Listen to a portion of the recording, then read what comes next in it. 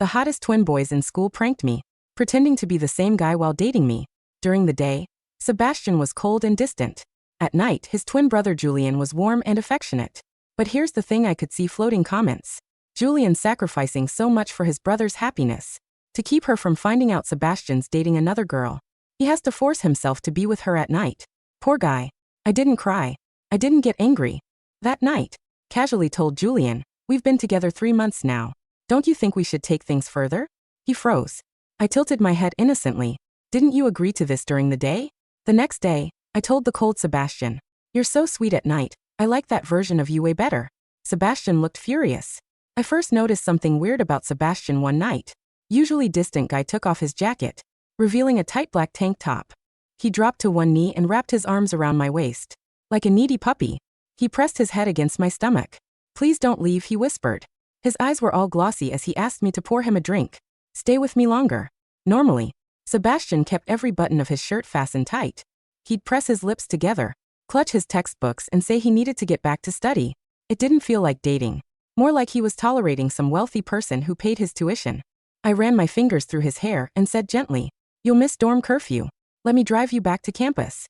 At those words, his burning arms tightened around my waist. Can I stay the night here?" he asked nervously. I was about to answer when I saw the floating comments. "Oh my God, Julian pretending to be Sebastian is so disgusted. His skin is crawling. Ha. Ha ha, Julian's sacrifice for his brother's love life is huge." This time my expression shifted as I looked at the man in front of me. I slowly lifted his chin, studied that beautiful youthful face. Young people can't hide their feelings.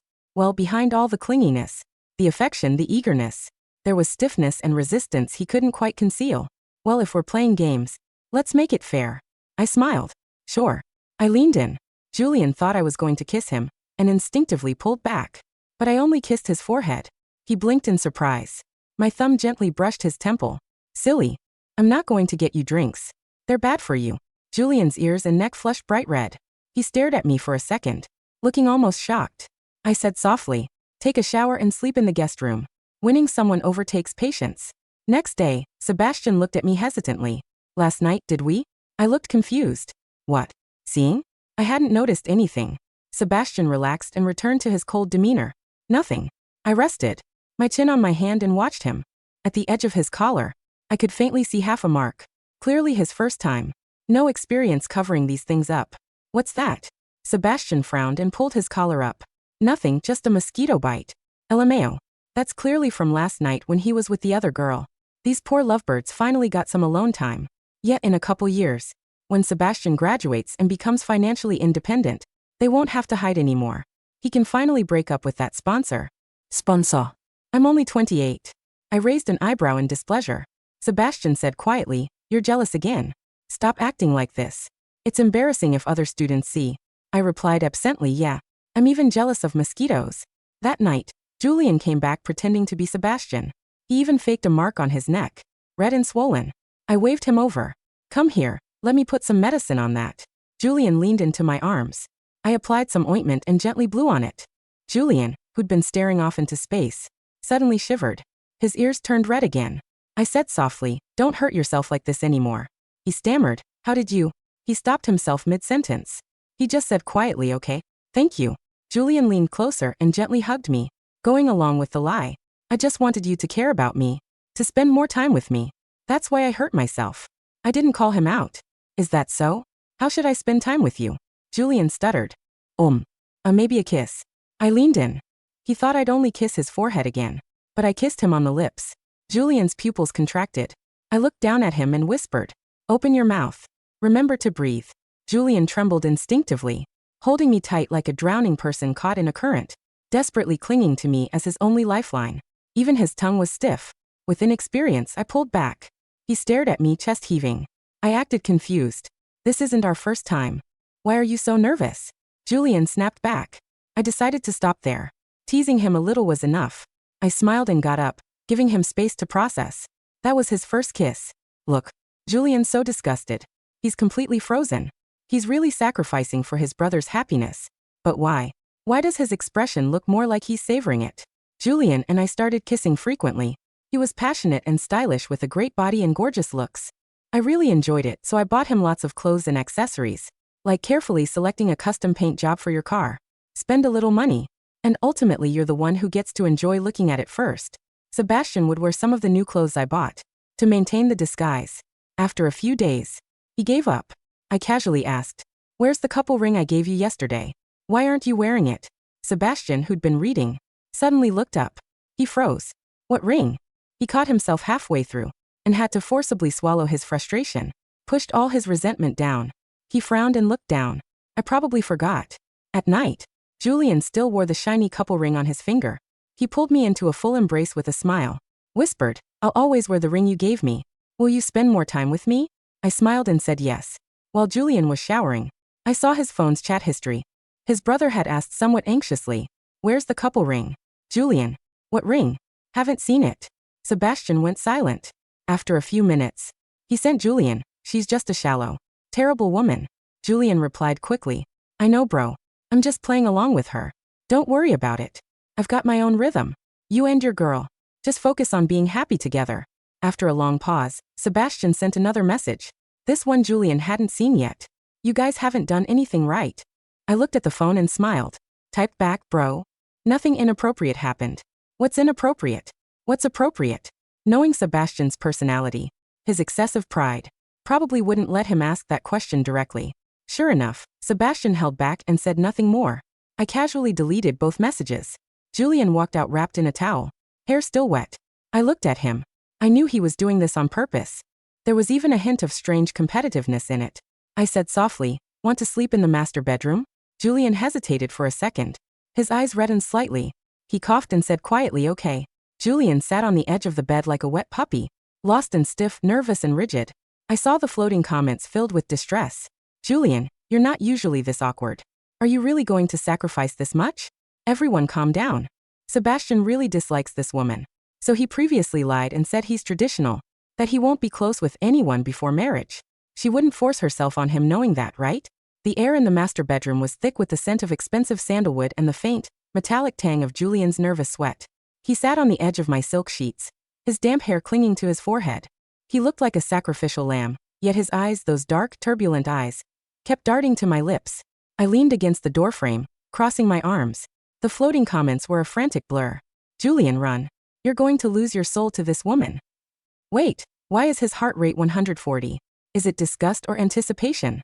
Sebastian is going to kill him if he finds out they're sharing a bed. "Julian," I said softly. He flinched. I told you, I'm Sebastian." "Of course you are." I smiled, walking toward him. I sat beside him, the mattress dipping under my weight. I reached out and traced the line of his jaw. Sebastian used to be so cold. I never thought he'd have such a reactive body. I placed my hand over his heart. It was drumming a frantic rhythm against his ribs. Julian swallowed hard, his Adam's apple bobbing. "I'm just tired," he croaked. "Then sleep," I whispered, leaning in until my breath fanned his ear. "But remember, Sebastian promised me we'd discuss our future tonight.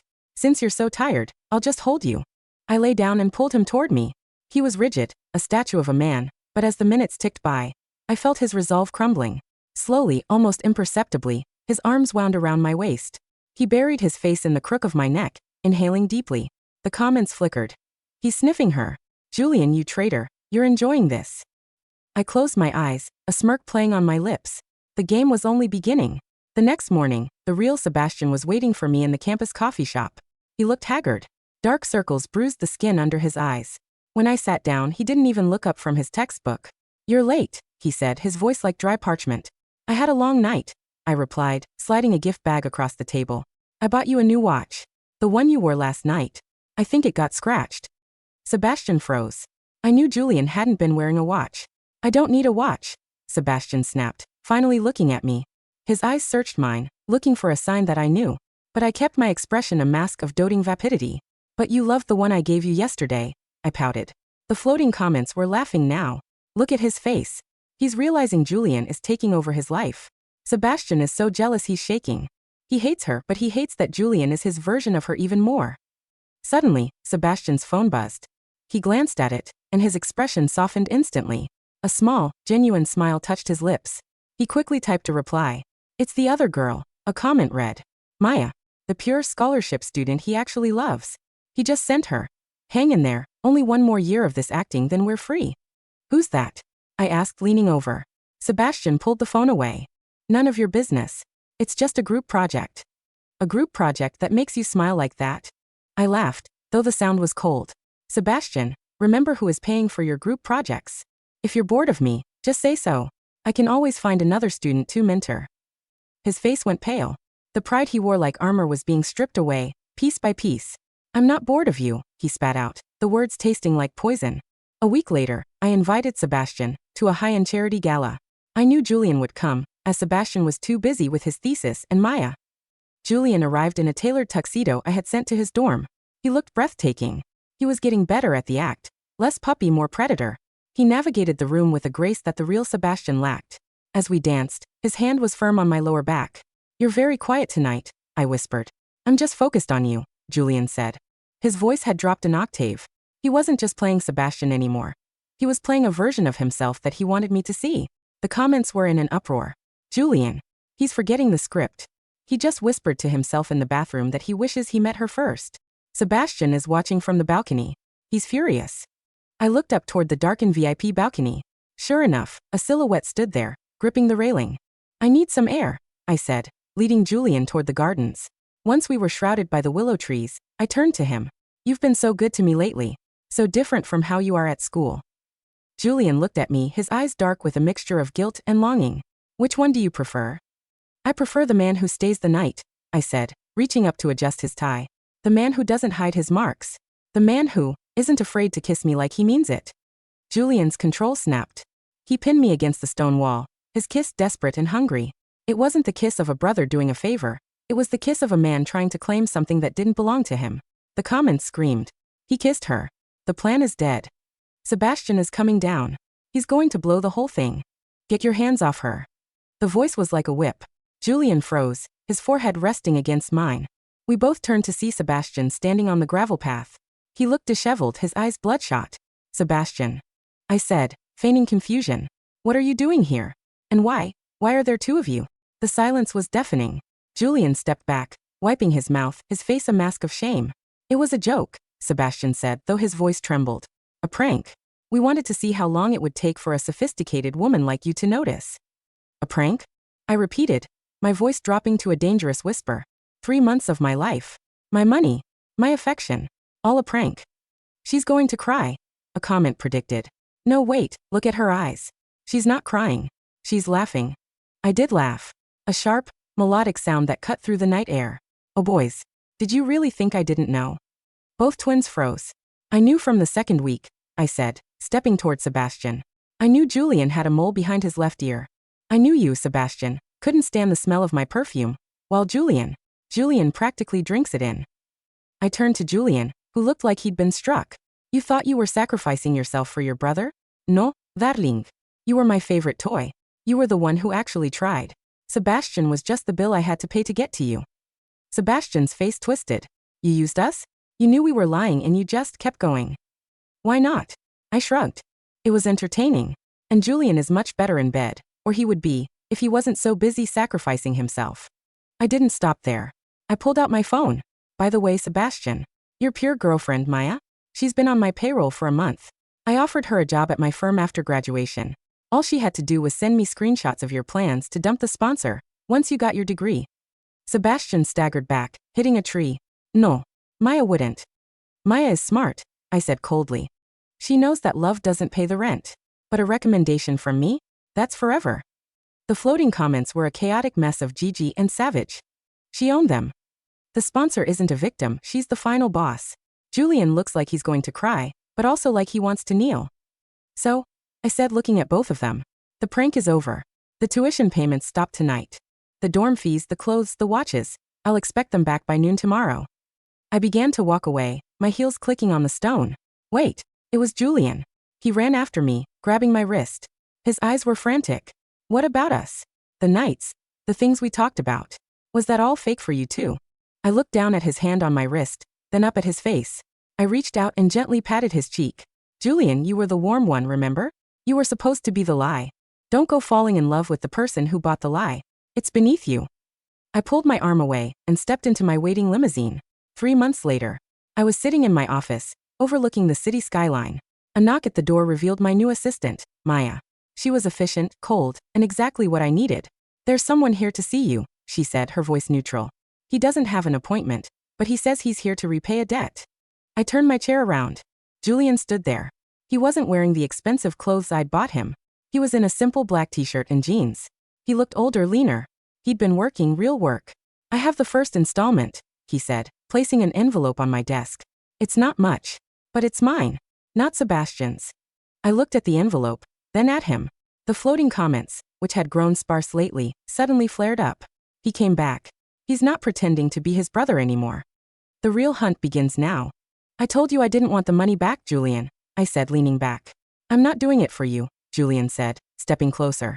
He leaned over my desk, his eyes burning with a dark, familiar intensity. I'm doing it so that the next time I kiss you, I'm not a toy you bought. I'm a man you can't get rid of. I felt a thrill of genuine excitement. The first one in a long time. I tilted my head, looking him up and down. A man I can't get rid of? That sounds expensive, Julian. He smirked, a real, dangerous smirk that Sebastian could never replicate. Don't worry. This time, the first session is on me. I watched him walk toward the door, then stop and look back. By the way, he said, Sebastian and Maya broke up. He's working 3 jobs to stay in school. He hates you. And you? I asked. Julian's gaze lingered on my lips. I hate that I don't hate you. He left, and for the first time, I swiped the floating comments away. I didn't need them anymore. The game had evolved into something much more interesting. The hunter had become the prey, and the prey had finally grown teeth. The end.